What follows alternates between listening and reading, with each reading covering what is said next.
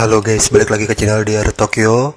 Kali ini aku bakal bahas film Korea tahun 2025 yang berjudul Revelation.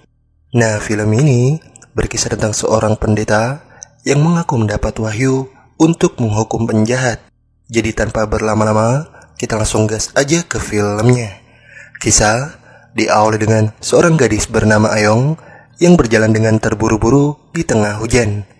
Ayong buru-buru sebab ia sedang diikuti oleh mantan penjahat seksual. Hingga saat si penjahat makin dekat, Ayong jadi langsung masuk ke sebuah gereja kecil. Si penjahat yang bernama Yang Re pun masih terus mengikuti Ayong. Hingga seorang detektif wanita yang memperhatikan itu terlihat sangat kesal. Ayong juga kini sudah masuk ke gereja, yang mana di sana ada seorang pendeta bernama Min Chan yang sedang melaksanakan acara kebaktian bersama para jemaatnya. Di saat yang lain terlihat damai, Ayong justru tidak tenang karena Yang Re ternyata masuk ke dalam gereja. Setelah acara selesai, Yang Re masih ingin mengikuti Ayong, namun Min Chan tiba-tiba langsung mendekati Yang Re karena Min Chan mengira Yang Re ingin menjadi anggota gereja. Yang Re pun mengaku hanya sekedar mampir dan tidak ada niat menjadi anggota gereja. Tapi Min Chan yang ingin Yang Re jadi anggota tetap mengajak Yang Re masuk ke ruangannya. Detektif wanita yang sebelumnya memantau Yang Re juga kini membeli obat di tos serba. Hingga ketika bertabrakan dengan Ayong, detektif wanita tiba-tiba terkena gangguan panik. Ayong pun jadi minta maaf dan ingin menghubungi bantuan. Tapi detektif wanita yang bernama Lee itu menolak. Detektif Lee lebih memilih kembali ke depan gereja untuk memantau Yang Re, yang mana sekarang Yang Re tiba-tiba diberikan jaket oleh Min Chan. Min Chan memberikan jaket itu karena mengira Yang Re ingin menjadi anggota baru gereja, dan Min Chan juga minta Yang Re untuk mendaftarkan nama dan nomor ponselnya. Yang Re pun menegaskan lagi bahwa dirinya hanya mampir dan tidak ingin bergabung, tapi Min Chan malah langsung memfoto Yang Re dan mencetak fotonya. Min Chan masih memaksa Yang Re dengan cara halus agar menjadi anggota gereja, hingga Min Chan kemudian izin keluar untuk menerima panggilan. Yang Re yang kesal jadi langsung menatap foto keluarganya Min Chan. Sementara Min Chan yang rupanya menerima panggilan dari detektif swasta juga tiba-tiba kesal. Min Chan sangat marah karena detektif swasta ternyata mengirimkan bukti perselingkuhan istrinya Min Chan dengan putra pendeta senior. Min Chan yang kesal jadi meluapkan emosi dengan membunuh kecoa. Hingga saat kembali menemui Yang Re rupanya sudah ingin pergi. Min Chan yang melihat sepatu Yang Re terlipat jadi langsung mengajarkan Yang Re cara memakai sepatu yang benar. Namun saat memegang kaki Yang Re, Min Chan langsung terdiam karena ada gelang elektronik di kaki Yang Re. Min Chan akhirnya sadar bahwa Yang Re adalah mantan penjahat yang masih dalam pengawasan. Hingga sebelum Yang Re pergi, Min Chan jadi berpesan agar Yang Re sering-sering ke gereja untuk bertaubat. Min Chan yakin dosa Yang Re akan diampuni, tapi Yang Re menghiraukan dan pergi. Min Chan pun lega hingga Min Chan kemudian didatangi istrinya. Yang Re yang kini keluar dari gereja juga masih diawasi oleh detektif Lee. Namun detektif Lee tidak lanjut mengikuti karena ia dihubungi ayahnya. Setelah itu, Min Chan mengantar istrinya yang mengaku ingin reunian dengan teman kampus. Min Chan sebenarnya sudah tidak bisa percaya pada istrinya, tapi Min Chan tetap mencoba tenang seolah tidak tahu perbuatan si istri. Si istri pun mengaku akan pulang terlambat, dan ia juga menyuruh Min Chan untuk menjemput anak mereka nanti. Min Chan hanya mengiyakan, hingga si istri yang kemudian melihat spanduk pembangunan gereja jadi mengajak Min Chan berhenti sejenak. Si istri langsung membaca spanduk pembangunan gereja itu. Hingga saat mengetahui gereja tersebut dibangun oleh pendeta senior, si istri jadi yakin pendeta senior pasti akan menyuruh Min Chan untuk menjadi pemimpin di gereja tersebut. Dari dulu Min Chan hanya ditempatkan di gereja kecil oleh pendeta senior, namun Min Chan menerima dan sama sekali tidak pernah mengeluh. Min Chan tetap sabar selama menjadi pendeta di gereja kecil. Jadi sekarang si istri yakin kesabaran Min Chan selama ini pasti telah membuahkan hasil. Min Chan pasti akan ditunjuk menjadi pemimpin di gereja baru itu oleh pendeta senior. Jadi si istri menyuruh Min Chan agar sebaiknya menemui pendeta senior.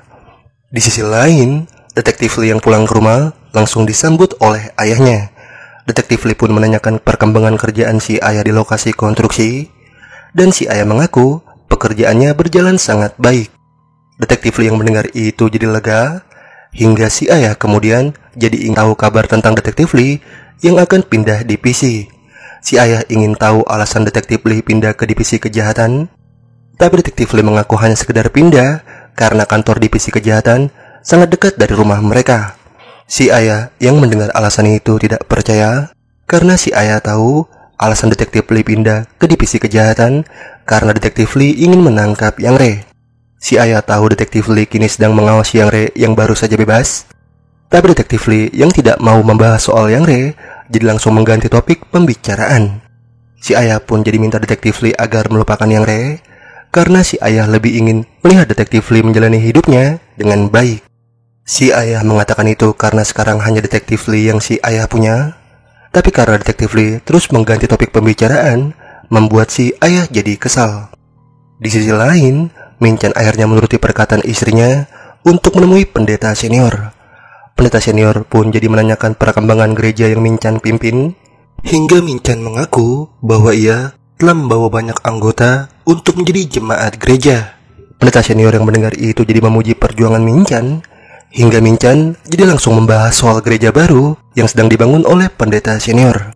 Dalam hati Min-chan sebenarnya berharap dijadikan pendeta utama di gereja tersebut, tapi pendeta senior rupanya tidak menunjuk Min-chan. Pendeta senior malah minta Min-chan merekomendasikan orang lain yang pantas untuk memimpin gereja tersebut, hingga Min-chan yang mendengar itu jadi akan memikirkannya nanti. Min-chan pun pergi dengan perasaan kecewa, hingga setelah itu Min-chan bertemu dengan putra pendeta senior yang telah selingkuh dengan istrinya. Si putra langsung bertanya keperluan Min-chan datang, dan Min-chan yang mencoba bersikap baik akhirnya mengaku baru saja menemui pendeta senior.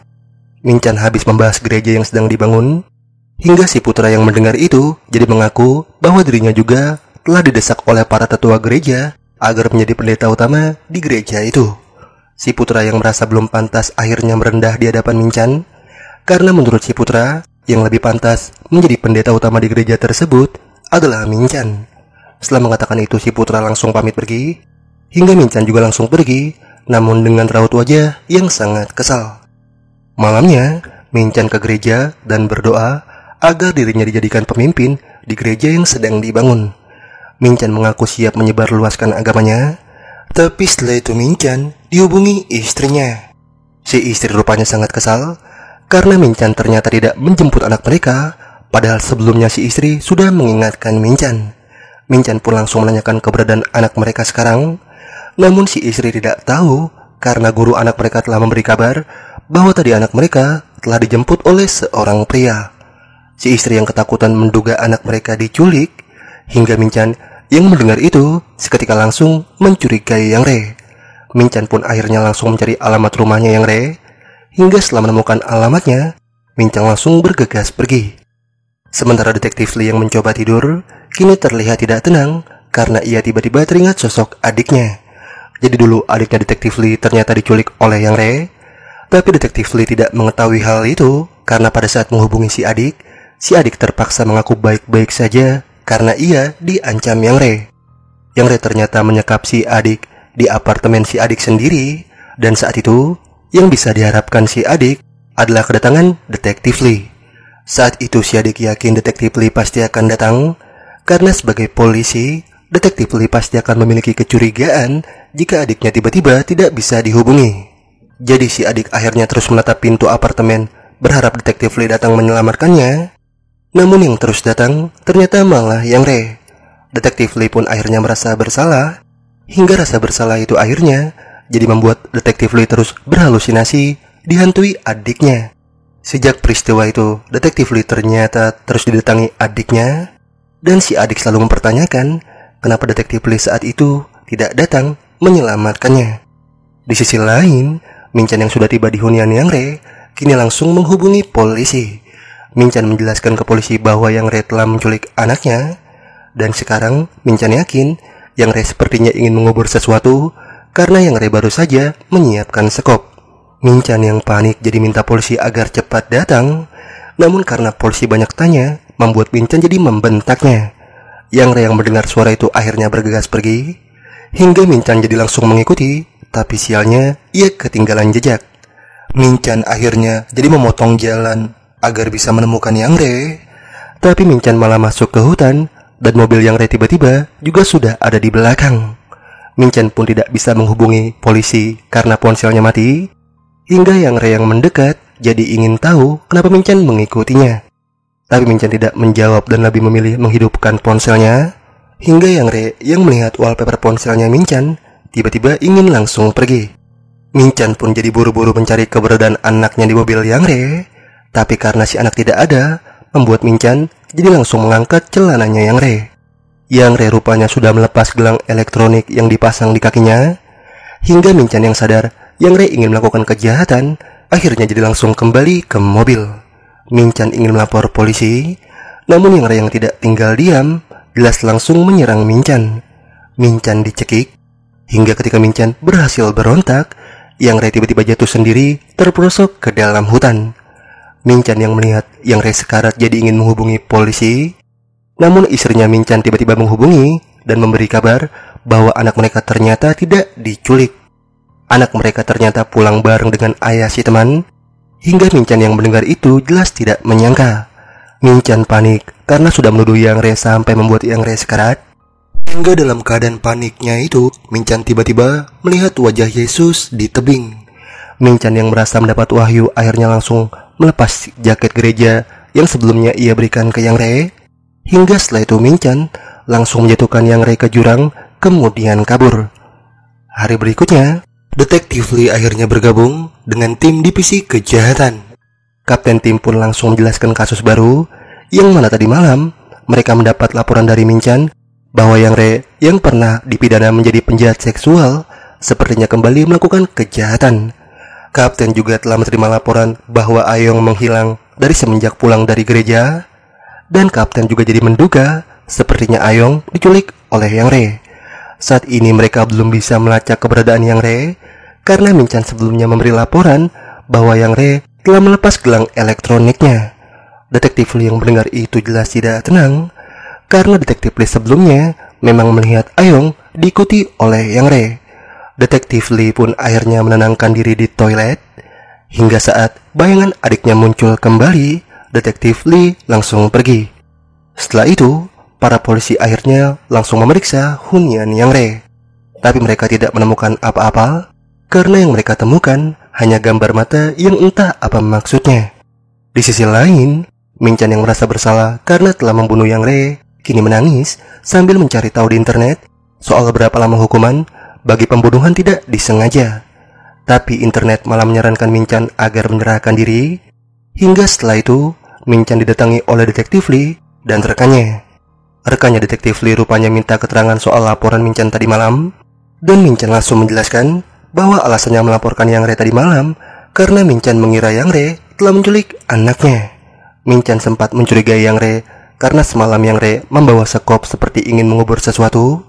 Tapi setelah itu Minchan mendapat kabar bahwa anak mereka ternyata sudah pulang ke rumah. Minchan pun mengaku salah karena sudah mencurigai Yang Re, tapi rekannya Detektif Lee langsung memberitahu bahwa tadi malam mereka juga telah mendapat kabar soal hilangnya Ayong. Minchan yang mendengar itu jelas kaget karena Minchan tahu Ayong adalah salah satu jemaat di gerejanya. Detektif Lee pun izin memeriksa ruangan Minchan, hingga Minchan kemudian jadi panik karena ia lupa membuang jaket yang sebelumnya ia ambil dari Yang Re. Tapi Detektif Lee yang melihat jaket itu rupanya tidak curiga, dan ia justru ingin tahu apa yang kemarin Minchan lakukan dengan Yang Re di ruangan itu. Minchan pun mengaku hanya menyuruh Yang Re untuk menjadi anggota gerejanya, tapi Yang Re menolak dan langsung pergi. Detektif Lee kemudian ingin tahu hal yang dilakukan Minchan setelah melaporkan Yang Re tadi malam, dan Minchan mengaku semalam dirinya tidak melakukan apa-apa. Minchan mengaku langsung pulang setelah mendapat kabar anaknya sudah kembali, hingga Detektif Lee yang mendengar itu jadi mengajak rekannya untuk lanjut menyelidiki soal hilangnya Yang Re. Detektif Lee dan rekannya pamit ke Minchan, namun saat baru mau pergi, Detektif Lee malah terfokus dengan sepatu Minchan yang terdapat banyak lumpur. Minchan yang sudah tak sanggup menahan rasa bersalah akhirnya jadi membuat pengakuan ke pendeta senior. Namun pendeta senior minta Minchan menemuinya secara langsung. Minchan pun menuruti, namun saat Minchan baru ingin menyatakan pengakuan, pendeta senior malah mengira Minchan ingin menyatakan soal perselingkuhan yang dilakukan putranya. Pendeta senior jadi minta Minchan tidak perlu menjelaskan lagi karena pendeta senior sudah tahu bahwa putranya telah selingkuh dengan seorang wanita. Tapi pendeta senior rupanya belum tahu siapa wanita selingkuhan putranya, hingga ia jadi langsung merendahkan wanita tersebut di hadapan Min-chan. Min-chan yang mendengarnya jelas terpukul, karena wanita yang menjadi selingkuhan putra pendeta senior adalah istrinya. Tapi Min-chan tetap sabar dan tidak memberitahu hal tersebut ke pendeta senior, hingga kesabaran Min-chan itu akhirnya membuahkan hasil. Pendeta senior ternyata akan menjadikan Min-chan pendeta utama di gereja yang sedang dibangun, karena putra pendeta senior sudah dikirim ke luar negeri untuk menjadi misionaris. Pendeta senior yakin hal itu memang sudah ditakdirkan untuk Min-chan, hingga Min-chan yang mendengar itu jadi terharu. Di sisi lain, polisi kini menanyakan soal keadaan Yang Re ke dokter psikiater sambil menunjukkan gambar-gambar aneh yang sebelumnya mereka temukan di hunian Yang Re. Yang polisi tahu kondisi mental Yang Re sudah membaik semenjak bebas dari penjara, dan si dokter juga membenarkan karena Yang Re bahkan sudah bisa bekerja di perusahaan konstruksi. Si dokter meyakinkan bahwa Yang Re tidak pernah absen saat menjalani pengobatan, tapi mungkin belakangan ini ada hal yang memicu Yang Re untuk kembali melakukan kejahatan. Si dokter pun menjelaskan gambar aneh yang ada di rumah Yang Re adalah gambar monster bermata satu, dan si dokter yakin gambar itulah yang memicu Yang Re kembali melakukan kejahatan. Detektif Lee yang baru datang terlihat kesal dengan si dokter, karena ternyata dulu pada saat sidang kasus penculikan adiknya detektif Lee, si dokter ini telah membela Yang Re. Si dokter dulu menjelaskan di hadapan hakim bahwa Yang Re memiliki penyakit mental, dan hal itu disebabkan karena Yang Re sering disiksa oleh ayahnya sejak kecil. Saat tumbuh dewasa, Yang Re akhirnya berperilaku jahat. Jadi si dokter dan pengacaranya Yang Re minta hakim agar meringankan hukuman Yang Re, karena Yang Re bukanlah penjahat, melainkan hanya seseorang yang mengidap gangguan kejiwaan. Adiknya detektif Lee yang mendengar Yang Re terus dibela jelas sedih, hingga detektif Lee jadi langsung protes. Detektif Lee bertanya kenapa psikopat seperti Yang Re harus dibela, tapi pertanyaan detektif Lee tidak ditanggapi, dan Yang Re juga langsung tersenyum. Detektif Lee yang makin murka akhirnya diusir dari persidangan, hingga sekarang detektif Lee akhirnya kembali menemui si dokter. Si dokter rupanya tidak ingat dengan detektif Lee, hingga detektif Lee jadi memperkenalkan diri bahwa ia adalah kakak dari wanita yang dulu diculik dan dilecehkan oleh Yang Re. Saat itu adiknya detektif Lee rupanya bisa kabur dan berhasil melaporkan Yang Re ke polisi. Tapi pada saat sidang, kenapa si dokter malah membela Yang Re? Yang Re akhirnya lolos dari hukuman gara-gara si dokter menyebut Yang Re sakit jiwa. Tapi si dokter menegaskan bahwa Yang Re memang sakit jiwa. Si dokter bisa menetapkan Yang Re sakit jiwa karena memang ia sudah memeriksa. Jadi si dokter minta detektif Lee untuk tidak menetapkan Yang Re sebagai psikopat. Yang Re hanya orang gila yang butuh perawatan, dan si dokter mengaku bahwa selama ini ia sudah memberikan perawatan ke Yang Re. Selama menjalani perawatan, si dokter bisa memastikan kondisi Yang Re semakin membaik. Tapi bagi detektif Lee, pengobatan tersebut tidak ada artinya karena sekarang Yang Re kembali melakukan kejahatan. Yang Re yang si dokter yakini sudah sembuh kini malah menculik Ayong. Tapi si dokter tidak peduli karena yang bertugas menyelidiki Yang Re adalah detektif Lee. Si dokter pun ingin langsung pergi, hingga detektif Lee yang kesal akhirnya memberitahu bahwa dulu adiknya sangat depresi gara-gara si dokter. Gara-gara si dokter menetapkan Yang Re sakit jiwa, akhirnya jadi banyak masyarakat yang bersimpati dengan Yang Re. Sedangkan adiknya detektif Lee yang menjadi korban justru malah tidak dipedulikan. Saat menyadari dunia tidak memihaknya, si adik jelas makin sedih, hingga si adik akhirnya memutuskan mengakhiri hidupnya. Detektif Lee pun langsung menetapkan si dokter menjadi penyebab adiknya mati, hingga si dokter yang mendengar itu terdiam tapi kemudian pergi. Di sisi lain, Min-chan yang baru kembali ke gereja kini ditemui ibunya Ayong yang sedih karena Ayong belum kembali. Min-chan jadi menenangkan si ibu di ruangannya, tapi si ibu tidak bisa tenang karena ia takut sesuatu terjadi pada Ayong. Si ibu takut saat kembali Ayong sudah tidak bernyawa, tapi Min-chan langsung membantah dan memilih mengajak si ibu mendoakan keselamatan untuk Ayong. Di sisi lain, para polisi mendapat rekaman CCTV yang memperlihatkan Yang Re sebelumnya sedang merusak CCTV. Para polisi jadi menduga Yang Re memang berniat melakukan kejahatan, hingga setelah itu mereka mendapat kabar bahwa mobil Yang Re telah ditemukan di daerah pegunungan. Para polisi akhirnya langsung bergegas menuju lokasi, dan ibunya Ayong yang mendapat kabar tersebut juga langsung diantar oleh Minchan. Setelah itu para polisi dan tim forensik mulai melakukan pencarian, namun yang mereka temukan hanya mobil dan barang-barang yang Re. Ibu dan ayahnya Ayong yang baru tiba juga langsung menanyakan keberadaan Ayong, namun polisi belum bisa menemukannya. Ibu dan ayahnya Ayong tentu sedih, hingga Minchan tiba-tiba bertanya apakah polisi sudah menemukan mayat atau belum.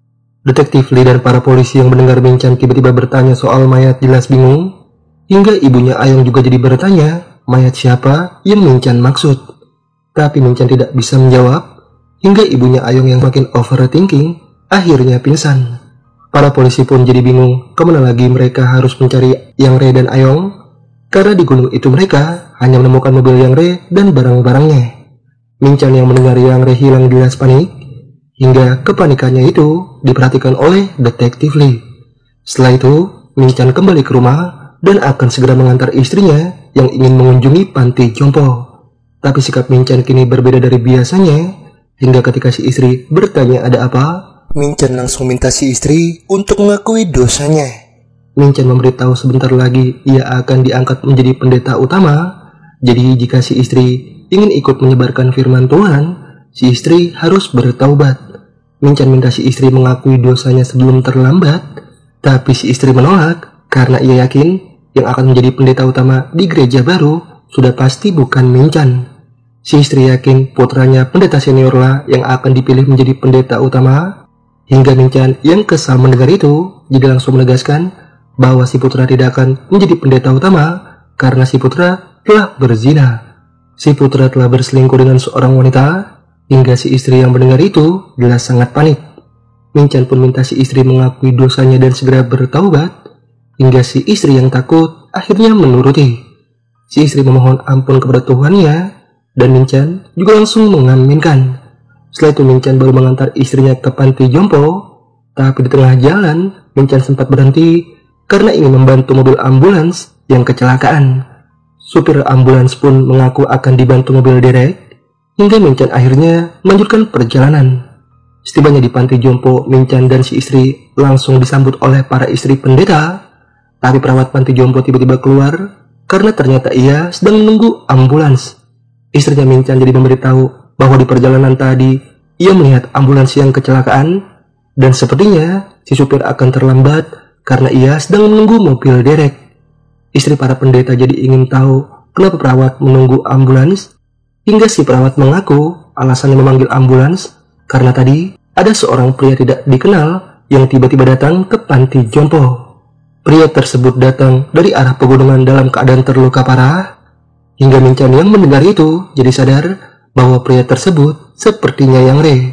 Si perawat pun memberitahu pria itu kini sedang dirawat di kamar, hingga Minchan yang mendengar itu jadi minta istrinya dan para istri pendeta agar masuk duluan. Setelah itu Minchan mulai mencari kamar Yang Re diam-diam, hingga setelah ditemukan Minchan terdiam karena Yang Re terus bergumam bahwa Minchan mencoba membunuhnya. Minchan jelas panik, hingga tiba-tiba Minchan kembali melihat sosok orang yang sedang terbelenggu di awan. Minchan yang meyakini itu wahyu dari Tuhan pun akhirnya jadi langsung membawa Yang Re dengan kursi roda, dan hal itu ternyata disaksikan oleh seorang kakek. Minchan langsung pergi ketika ambulans tiba, hingga malamnya Detektif Lee dan para polisi yang mendengar kabar Yang Re hilang akhirnya jadi mendatangi panti jompo. Si perawat langsung menunjukkan kamar tempat Yang Re dirawat, dan Detektif Lee jadi bingung bagaimana Yang Re bisa kabur dalam keadaan terluka. Para polisi juga ikut merasa aneh, hingga si kakek yang dirawat di kamar yang sama dengan Yang Re akhirnya memberitahu bahwa Yang Re tadi telah dibawa pergi oleh Tuhan. Si perawat jadi minta Detektif Lee agar menghiraukan perkataan si kakek, karena si kakek sudah mengidap Alzheimer selama 20 tahun. Detektif Lee dan para polisi kemudian lanjut memeriksa panti jompo, tapi saat melihat istri para pendeta, Detektif Lee jadi ingin tahu ada keperluan apa mereka di panti jompo. Si perawat pun menjelaskan bahwa istri para pendeta adalah sukarelawan panti jompo, hingga Detektif Lee yang mendengar itu jadi minta daftar dari masing-masing gereja mereka. Di sisi lain, Minchan sekarang akhirnya menyekap Yang Re di gedung terbengkalai. Yang Re jadi ingin tahu kenapa Minchan melakukan itu, hingga Minchan mengaku bahwa sebelumnya ia melihat seseorang terbelenggu di atas awan. Min-chan merasa hal tersebut adalah wahyu dari Tuhan, makanya sekarang Min-chan langsung menuruti perintah Tuhan dengan menyekap Yang Re. Yang Re yang mendengar itu jelas tidak habis pikir, karena jika Min-chan memang ingin membunuhnya, Yang Re mempersilahkan asalkan Min-chan tidak perlu membawa nama Tuhan. Yang Re tahu Min-chan hanya orang gila yang mengaku-ngaku diperintah Tuhan, tapi Min-chan meyakinkan bahwa ia memang diperintah Tuhan untuk menghukum Yang Re. Yang Re jadi memastikan Ayong tidak akan selamat jika Min-chan membunuhnya, hingga Min-chan yang kesal jadi mempertanyakan di mana keberadaan Ayong. Yang Re pun akan memberitahu, tapi Yang Re minta Min-chan agar menghubungi polisi terlebih dahulu. Setelah itu Yang Re baru akan memberitahu Min-chan soal keberadaan Ayong, namun Min-chan menolak menghubungi polisi dan lebih memilih menyiksa Yang Re. Min-chan memukuli Yang Re agar Yang Re cepat memberitahu keberadaan Ayong, tapi karena Yang Re tetap tidak memberitahu keberadaannya, membuat Min-chan jadi melakban wajahnya Yang Re. Min-chan kemudian langsung mengurung Yang Re dan setelah itu pergi. Sementara detektif Lee yang ingin pulang kini dikirimi daftar nama gereja yang menjadi sukarelawan panti jompo. Gerejanya Min-chan rupanya termasuk, hingga detektif Lee yang mengetahui itu jadi sadar bahwa salah satu istri pendeta yang sebelumnya ia lihat di panti jompo adalah istrinya Min-chan. Detektif Lee pun jadi mencurigai Min-chan sebagai orang yang menculik Yang Re, karena sebelumnya Min-chan pasti datang ke panti jompo bersama istrinya. Detektif Lee juga ingat sebelumnya sempat bertemu Min-chan, dan selain melihat gerak-gerik Min-chan yang aneh, Detektif Lee juga sempat melihat sepatu Min-chan yang dipenuhi dengan lumpur. Detektif Lee sadar Min-chan sepertinya telah melakukan sesuatu di malam saat Yang Re menghilang. Makanya saat Detektif Lee sedang melakukan pencarian, Min-chan tiba-tiba bertanya soal keberadaan jasadnya Yang Re.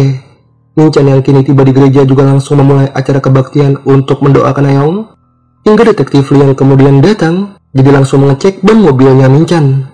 Di ban mobil Min-chan rupanya ada bekas buah murbei, hingga Detektif Lee yang mengetahui itu jadi sadar bahwa Min-chan sebelumnya berada di perkebunan buah murbei. Min-chan juga kini memulai doa untuk Ayong, namun sebelum itu Min-chan lebih dulu membacakan kitab ayat 24 nomor 7 yang inti isinya bahwa penculik harus dibunuh. Jadi Min-chan sepertinya makin memantapkan niat untuk membunuh Yang Re, karena nomor gudang tempat Yang Re dikurung ternyata sama dengan nomor ayat Alkitab yang baru saja dibacakan Min-chan. Min-chan akhirnya mulai mendoakan Ayong, namun ibunya Ayong justru makin sedih karena Min-chan malah mendoakan Ayong seolah-olah Ayong sudah meninggal. Detektif Lee yang kini tiba di perkebunan murbei juga langsung menemukan jejak ban mobilnya Min-chan. Hingga setelah itu, Detektif Lee juga langsung menyiapkan senjata dan mulai masuk ke gedung terbengkalai. Tak lama dari itu Detektif Lee akhirnya menemukan Yang Re, namun saat ingin menghubungi polisi, bayangan adiknya Detektif Lee tiba-tiba muncul. Si adik minta Detektif Lee untuk cepat membunuh Yang Re, karena sekarang adalah waktu yang tepat untuk balas dendam kepada Yang Re. Si adik minta Detektif Lee tidak menyia-nyiakan kesempatan untuk membunuh Yang Re, karena jika Yang Re dibiarkan tetap hidup, akan ada banyak orang yang akan bernasib sama seperti si adik. Jadi si adik minta agar iblis seperti Yang Re secepatnya dihabisi, hingga Detektif Lee yang mendengar itu akhirnya terpengaruh dan mulai mengarahkan senjata ke arah Yang Re. Si adik pun minta Detektif Lee untuk cepat menembak Yang Re, namun Yang Re memastikan jika Detektif Lee membunuhnya, Ayong juga akan mati. Si adik pun minta Detektif Lee agar jangan mempercayai Yang Re, tapi Detektif Lee menghiraukan si adik karena ia lebih ingin tahu keberadaan Ayong. Detektif Lee minta Yang Re cepat memberitahu karena ia adalah polisi, namun Yang Re menolak karena jika Yang Re memberitahu, sudah pasti setelah itu ia akan dibunuh. Detektif Lee jadi akan menjamin keselamatan Yang Re jika Yang Re memberitahu keberadaan Ayong, tapi setelah itu Min-chan yang datang langsung memukul Detektif Lee sampai tidak sadarkan diri. Setelah tersadar, Detektif Lee sudah dalam keadaan terikat, hingga ketika minta agar dilepaskan, Min-chan langsung menyuruh Detektif Lee diam karena ia sedang menjalankan perintah Tuhan untuk menghukum Yang Re. Detektif Lee pun jadi memohon agar Min-chan tidak membunuh Yang Re, karena jika Yang Re mati, mereka tidak akan bisa menemukan Ayong. Ayong bisa saja ikut mati, tapi Min-chan menegaskan Ayong memang sudah mati. Min-chan bisa mengetahui hal itu karena ia telah mendapat wahyu, jadi sekarang ia harus menghukum Yang Re atas perbuatan jahatnya kepada Ayong. Yang Re yang mendengar itu pun tertawa karena ia baru mengingat bahwa Detektif Lee adalah kakak dari wanita yang dulu pernah ia culik. Tapi Yang Re menegaskan tidak membunuh si adik, dan ia juga minta Detektif Lee tidak menyalahkannya karena si adik memutuskan mengakhiri hidup akibat penderitaannya sendiri. Yang Re juga mengaku punya penderitaan yang lebih parah dari si adik, yang mana Yang Re selalu dihantui monster bermata satu. Minchan yang kesal mendengar itu jadi memukul Yang Re, hingga Yang Re yang tidak terima jadi minta pembelaan Detektif Lee. Detektif Lee pun jadi memohon ke Minchan demi keselamatan Ayong, namun Minchan tetap ngotot bahwa Ayong sudah mati. Makanya sekarang Minchan mendapat wahyu untuk menghukum Yang Re. Jadi Minchan minta Detektif Lee untuk menerima kehendak Tuhan, karena Minchan yakin kehendak Tuhan tidak mungkin salah. Minchan yakin Detektif Lee juga ditakdirkan mati karena berada di tempat itu. Namun saat Minchan meletuskan tembakan, Detektif Lee bisa menghindar. Detektif Lee langsung melepaskan diri dan mencoba melawan. Namun Minchan yang lebih kuat membuat Detektif Lee jadi tersudut. Yang Re pun langsung menendang gergaji ke arah Detektif Lee, hingga Detektif Lee yang menanggapi akhirnya langsung melukai Yang Re dan memborgolnya. Yang Re yang menyaksikan itu sangat senang, namun hembusan angin yang kencang tiba-tiba menarik Yang Re. Detektif Lee pun berusaha sekuat tenaga memegang lakban di kaki Yang Re agar Yang Re tidak terjatuh. Tapi Yang Re yang sadar tidak akan selamat akhirnya memberitahu Detektif Lee bahwa Ayong telah dimakan monster bermata satu. Detektif Lee yang mendengar itu seketika lemas, hingga Yang Re juga akhirnya terjatuh. Para polisi setelah itu berdatangan, dan Detektif Lee yang masih tidak terima Yang Re mati, akhirnya terus berusaha menyelamatkan Yang Re. Detektif Lee yang histeris masih berharap Yang Re agar memberitahu keberadaan Ayong, hingga rekannya yang melihat itu jadi langsung menenangkan Detektif Lee. Setelah itu Minchan juga akhirnya ditangkap, namun Minchan justru malah terlihat senang karena merasa telah melaksanakan perintah Tuhan untuk membunuh Yang Re. Setelah waktu berlalu, para polisi rupanya masih belum bisa menemukan keberadaan Ayong. Mereka menduga Yang Re menyekap Ayong di daerah lokasi konstruksi karena Yang Re sebelumnya pernah bekerja di sana selama 3 bulan. Lokasi konstruksi itu sudah pasti tidak asing bagi Yang Re, namun untuk menyisir lokasi tersebut tampaknya mereka butuh waktu 3 hari. Waktu yang terlalu lama itu membuat kapten dan para polisi takut Ayong tidak bisa diselamatkan, hingga dalam keadaan cemas itu mereka makin dibuat tidak habis pikir oleh Minchan yang masih bisa-bisanya menyanyikan lagu rohani. Kapten pun jadi langsung menyuruh timnya untuk bergegas mencari Ayong, dan sebelum pergi rekannya Detektif Lee minta Detektif Lee agar pulang dan beristirahat. Di sisi lain, ayahnya Detektif Lee yang bekerja di lokasi konstruksi kini siap merobohkan sebuah rumah. Rumah tersebut adalah rumah tua yang akan direnovasi, namun mereka tidak menyadari bahwa di dalam rumah tersebut ternyata ada keberadaan Ayong yang diikat dan sangat ketakutan. Detektif Lee juga kini menemui dokter psikiater dan langsung menanyakan tentang Minchan yang mengaku bisa mendapat wahyu dari Tuhan. Si dokter pun minta Detektif Lee agar jangan mempercayai hal itu, karena Minchan sebenarnya hanya mengidap apophenia, yaitu bisa melihat hal-hal aneh. Hal-hal aneh yang dilihat Minchan itu sebenarnya hanya bagian dari fenomena alam, namun karena Minchan seorang pendeta, Minchan jadi mengartikannya terlalu dalam, sampai akhirnya meyakini semua itu bagian wahyu dari Tuhan.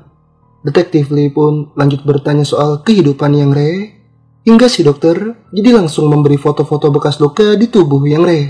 Si dokter sudah pernah menjelaskan bahwa Yang Re dulu memang sering disiksa oleh ayahnya di kamar, dan selama penyiksaan itu, ibunya Yang Re hanya bisa menyanyikan lagu rohani dari luar kamar. Yang Re sering menggambarkan rumah tempatnya dulu disiksa, namun yang membuat Detektif Lee bingung, kenapa Yang Re selalu menyebut monster bermata satu. Detektif Lee tidak mengerti maksudnya, tapi menurut si dokter, monster bermata satu itu sepertinya adalah ayahnya Yang Re. Ayahnya Yang Re bisa disebut monster bermata satu karena dulu sering menyiksa Yang Re, tapi mungkin juga monster bermata satu itu adalah Yang Re sendiri, karena di dalam mata monster itu ada beberapa orang yang bisa jadi para korban kejahatannya Yang Re.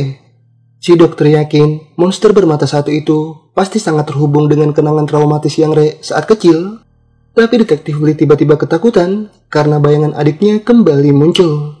Detektif Lee jadi langsung meminum obat penenang, Hingga si dokter yang melihat itu jadi menjelaskan bahwa yang dilihat detektif Lee sebenarnya hanyalah ilusi yang diciptakan dari rasa bersalah detektif Lee. Detektif Lee pun mengaku sudah berusaha melupakan semuanya, namun detektif Lee tetap tidak bisa menghilangkan rasa bersalah terhadap adiknya. Apalagi sekarang Ayong bernasib sama seperti adiknya. Jadi jika detektif Lee tidak bisa menyelamatkan Ayong, detektif Lee pasti akan semakin merasa bersalah. Detektif Lee yang tidak ingin hal tersebut terjadi akhirnya minta saran si dokter. Hingga si dokter jadi menyarankan detektif Lee agar mencari tahu penyebab yang membangkitkan amarah Yang Re. Si dokter yakin Yang Re kembali berbuat jahat setelah melihat sesuatu. Hingga detektif Lee jadi kembali memeriksa gambarnya Yang Re. Tapi detektif Lee tetap tidak menemukan hal aneh yang terhubung dengan monster bermata satu. Hingga detektif Lee akhirnya jadi semakin bingung. Rumah tempat Ayong dikurung kini akhirnya mulai dirobohkan, dan Ayong yang tidak bisa apa-apa tentu semakin ketakutan. Detektif Lee juga kini dihubungi ayahnya, dan si ayah minta detektif Lee agar membuka pesan, karena si ayah telah mengirim gambar sebuah rumah yang didesain seperti rumah tua. Detektif Lee pun mengaku sedang sibuk, tapi si ayah malah terus curhat sebab ia sedang stres, karena orang-orang sekarang lebih menginginkan rumahnya direnov menjadi rumah tua. Orang-orang sekarang rata-rata ingin menonjolkan jendela bermata satu di dekat bagian atap.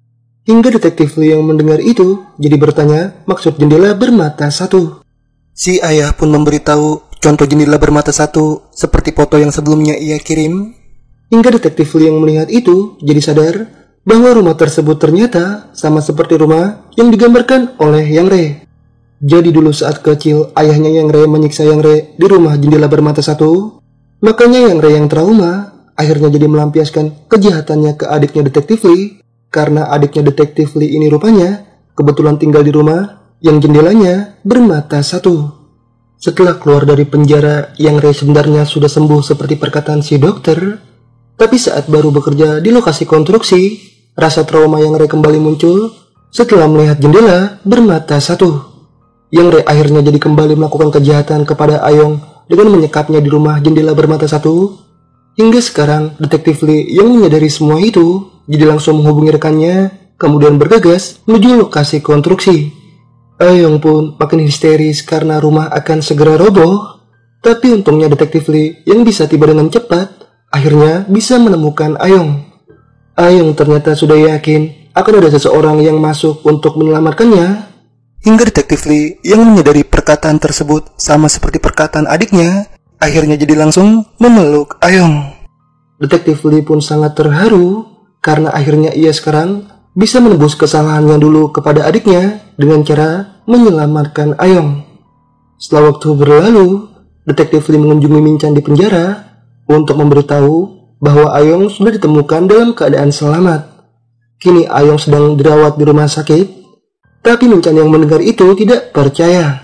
Min Chan masih yakin telah diberitahu bahwa Ayong sudah mati. Tapi ketika detektif Lee bertanya diberitahu oleh siapa, Min Chan tidak bisa menjawab. Min Chan akhirnya jadi kembali ke sel. Sampai setelah membuka Alkitab, Min Chan ternyata kembali melihat wajah Yesus di tembok. Min Chan pun sempat terdiam sejenak. Namun pada akhirnya Min Chan langsung menghapus gambar itu sambil meneteskan air matanya. Jadi itulah seluruh alur film Revelation 2025. Terima kasih buat yang sudah menonton. Mohon maaf jika ada kesalahan dan kekurangan dalam video ini. Jangan lupa like, share, dan subscribe untuk membangun channel ini. Terima kasih, see you next video.